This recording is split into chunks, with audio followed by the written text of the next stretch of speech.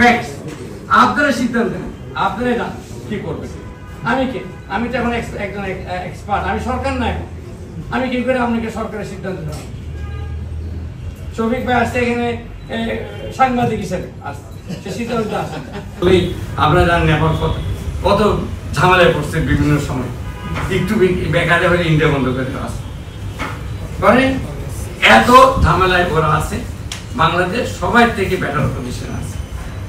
আপনারা বাংলাদেশ যে রিকোয়েস্ট করবে এটা বেশিতে চিন্তা করে করতে হবে। আপনাকে গিয়ে তো বলতে হবে ওদেরকে সিডিপি কে, ভাই আমরা তো একটু সময় লাগবে, তাহলে ওরা যদি দেখাতে পাই আপনি কেমনে বলবেন? আপনাদের সিদ্ধান্ত নেন। আচ্ছা, ম্যাক্রোইকোনমিক ইন্ডিকেটরগুলি দেখেন, আমরা ওই বাংলাদেশ, নেপাল এবং ভুটানের তুলনায় হয় বেটার না সমান।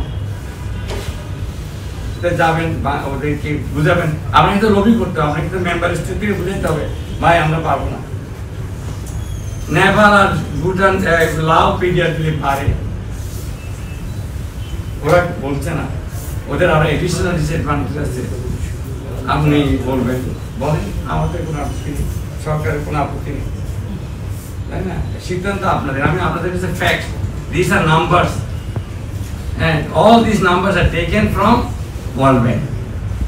এই যে প্রজেক্টেড জিডিপি আছে 2025, 26, 2026, 27, এগুলি average from IMF, World Bank and ADB, দেশিরা ডেটা না, IMF, World Bank, ADB average করে আমাদের প্রজেক্টেড, বাংলাদেশের প্রজেক্টেড জিডিপি 26-27 হচ্ছে 6% গ্রোথ রেট, নেপালের হচ্ছে 5.3%, লাও হচ্ছে 2.7%।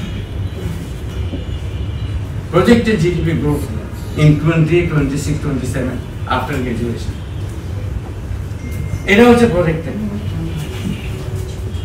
এখন আপনার বাংলাদেশ যদি ইয়ে চায়, এক্সটেনশন চায়, প্রথম কাজ হবে এই নেপাল এবং লাওর সাথে ধাক্কা বলা। তোমরা চাও তাহলে তোমাদের সাথে আমরা ঢুকে যাবো, এছাড়া আপনি কমিউনিস্ট করতে পারবেন না। আপনাকে যদি বসে দিই সিডিপিতে, আমি যখন এই ডেটাগুলি দেখবেন, আপনারা কি সিদ্ধান্ত বাংলাকে দেশকে আপনারা কি একসাথে ইয়ে করবেন, রিকমেন্ড করবেন?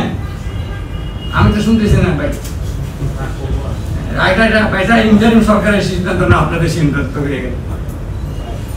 হাতে মেয়ে মাথা নাড়তেছে, আর্মি ভাই মাথা নাড়তেছে।